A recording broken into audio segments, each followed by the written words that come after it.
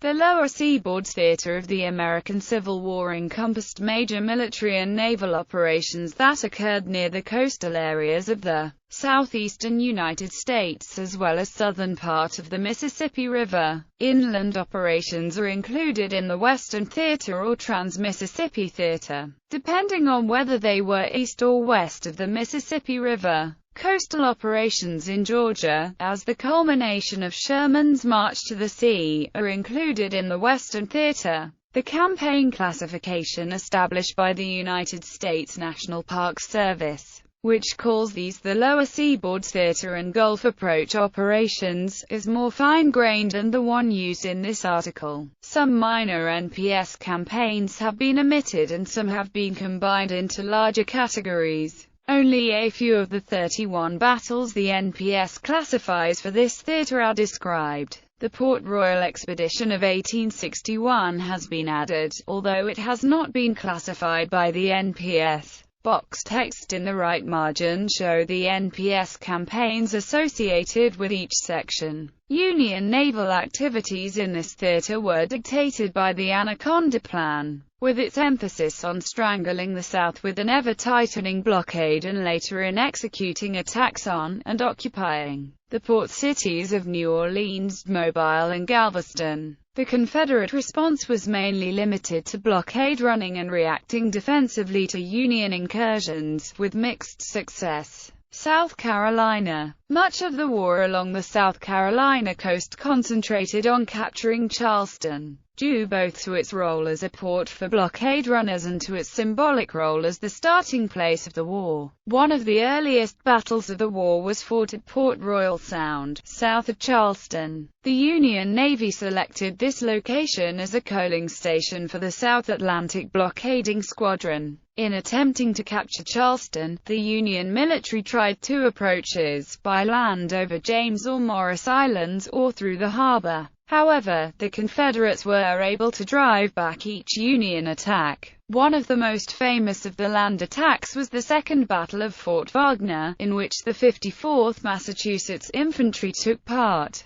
The Federals suffered a serious defeat in this battle, losing 1,500 men while the Confederates lost only 175. During the night of February 23, 1864, the CSS Hunley made the first successful sinking of an enemy warship by a submarine, although the Hunley was also sunk shortly afterwards. The Confederates used other craft such as the David, but these were not as successful. Georgia. Fort Pulaski on the Georgia coast was an early target for the Union Navy. Following the capture of Port Royal, an expedition was organized with engineer troops under the command of Captain Quincy A. Gilmore. After a month of positioning 36 mortars and rifled cannons on nearby Tybee Island, Gilmore opened a bombardment of the fort on April 10.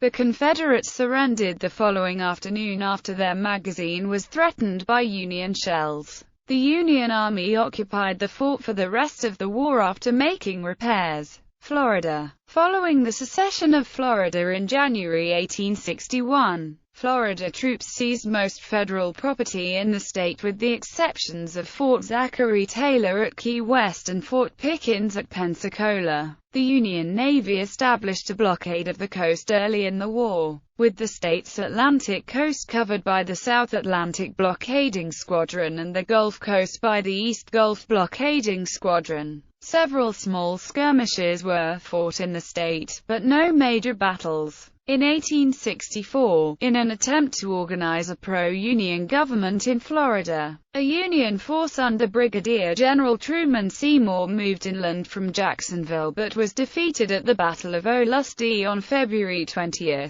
which was the largest Civil War battle in Florida. The Union Army attempted to capture the state capital of Tallahassee but were defeated at the Battle of Natural Bridge on March 8, 1865. Florida was one of only two Confederate states not to have its capital captured in the war. Louisiana. One of the early Union objectives in the war was the capture of the Mississippi River, in order to cut the Confederacy in half. The key to the river was New Orleans, the South's largest port, and greatest industrial center. In April 1862, a Union naval task force commanded by Commander David D. Porter attacked Forts Jackson and St. Philip, which guarded the river approach to the city from the south, while part of the fleet bombarded the forts. Other vessels forced a break in the obstructions in the river and enabled the rest of the fleet to steam upriver to the city. A Union Army force commanded by Major General Benjamin Butler landed near the forts and forced their surrender. The following year, the Union Army of the Gulf, commanded by Major General Nathaniel P. Banks, laid siege to Port Hudson for nearly 8 weeks, the longest siege in the U.S. military history. To cut Port Hudson's supply lines through the Red River, Banks first advanced up Bayou Teca, capturing the Atchafalaya and the Red Rivers up to Alexandria. The Confederates defending the city surrendered on July 9, after hearing of the surrender at Vicksburg. These two surrenders gave the Union control over the entire Mississippi River and split the Confederacy in half. For the rest of war, the Confederates concentrated on trying to recapturing the areas they lost. From June to September 1863, Major General Richard Taylor, commander of the District of West Louisiana, attempted to recapture the Union gains, both to cut Banks' communications with New Orleans and possibly to recapture the city itself. While successful in some battles, the Confederates failed in both objectives.